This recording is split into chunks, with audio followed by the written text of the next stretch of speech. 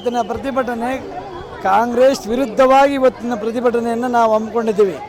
ಈ ಬೆಂಗಳೂರು ನಗರದಲ್ಲಿ ಎಲ್ಲೂ ಓಡಾಡಲಿಕ್ಕೆ ಸಾಧ್ಯ ಇಲ್ಲ.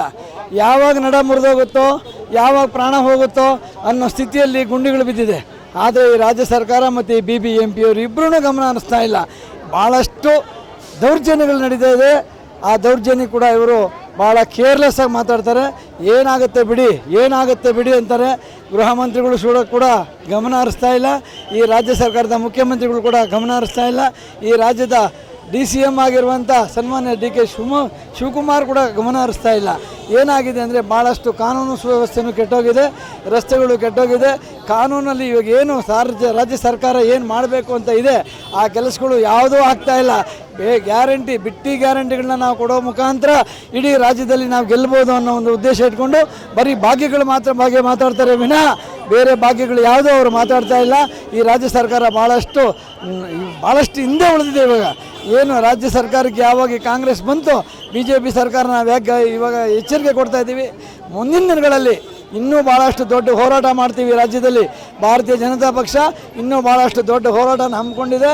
ಈ ಒಂದು ರಾಜ್ಯ ಸರ್ಕಾರ ಏನು ಇವಾಗ ಈ ರಸ್ತೆಗಳನ್ನು ಸರಿಪಡಿಸ್ತೀರ ಹೋದರೆ ಇನ್ನೂ ದೊಡ್ಡ ಹೋರಾಟ ಮಾಡ್ತೀವಿ. ಈ ಜನಗಳಿಗೆ ಭಾಳಷ್ಟು ತೊಂದರೆ ಆಗ್ತಾಯಿದೆ. ಈ ರಾಜ್ಯ ಸರ್ಕಾರ ಸರಿ ಇಲ್ಲ, ಕಾನೂನು ವ್ಯವಸ್ಥೆ ಸರಿ ಇಲ್ಲ. ಈ ಕಾನೂನಲ್ಲಿ ಭಾಳಷ್ಟು ಲೋಪಗಳಿದೆ.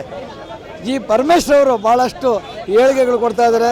ಪ್ರಜ್ವಲ್ ಹೇಳಿಕೆ ಬಿಟ್ಟರೆ ಬಾಕಿ ಹೇಳಿಕೆಗಳು ಯಾವುದೂ ಇಲ್ಲ. ಪ್ರಜ್ವಲ್ ಒಂದೇ ಅವ್ರು ಮಾತಾಡ್ತಾ ಇರೋದು ವಿನಃ ಅಭಿವೃದ್ಧಿ ಬಗ್ಗೆ ಏನು ಮಾತಾಡ್ತಾ ಇಲ್ಲ ರಾಜ್ಯ ಸರ್ಕಾರ. ಈ ರಾಜ್ಯ ಸರ್ಕಾರ ಅಭಿವೃದ್ಧಿ ಬಗ್ಗೆ ಮಾತಾಡಬೇಕು. ಈ ಬಿಟ್ಟಿ ಭಾಗ್ಯಗಳನ್ನು ಆದಷ್ಟು ಕಡಿಮೆ ಮಾಡಬೇಕು. ರಾಜ್ಯ ಸರ್ಕಾರದ ಬೊಕ್ಕಸವನ್ನು ಖಾಲಿ ಮಾಡಿದರೆ ಇಡೀ ದೇಶಕ್ಕೆ ಮಾದರಿ ರೀತಿಯಲ್ಲಿ ರಾಜ್ಯ ಸರ್ಕಾರ ನಡೆಸದೇ ಹೋದರೆ ಭಾರತೀಯ ಜನತಾ ಪಕ್ಷ ಮುಂದಿನ ದಿನಗಳಲ್ಲಿ ಭಾರಿ ದೊಡ್ಡ ಹೋರಾಟನ ಮಾಡಲಿಕ್ಕೆ ಮುಂದೆ ಬರುತ್ತೆ. ಭಾರತೀಯ ಜನತಾ ಪಕ್ಷ ಮೊದಲಿನಿಂದ ಹೇಳ್ತಾ ಇತ್ತು BBMP ಚುನಾವಣೆಯನ್ನು ಮಾಡಬೇಕು ಅಂತೇಳಿ.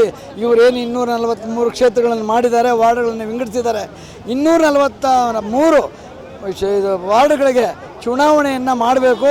ಇದೇನು ಬೆಂಗಳೂರು ಏನು ಹಿಂದೆ ಉಳಿದಿದೆ ಅಂದರೆ ಉಳಿದಿರೋದ ಕಾರಣನೇ BBMP ಚುನಾವಣೆ ಮಾಡದಿರೋದ್ರಿಂದನೇ ಹಿಂದುಳಿದಿದೆ.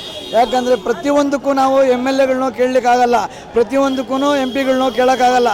BBMP ವಾರ್ಡಲ್ಲಿ ಈ ವಾರ್ಡ್ ಚುನಾವಣೆ ನಡೆದರೆ ಮುಂದಿನ ದಿನಗಳಲ್ಲಿ ಚೆನ್ನಾಗಿರುತ್ತೆ ಅಂತ ಹೇಳಲಿಕ್ಕೆ ಇಚ್ಛೆಪಡ್ತೀನಿ.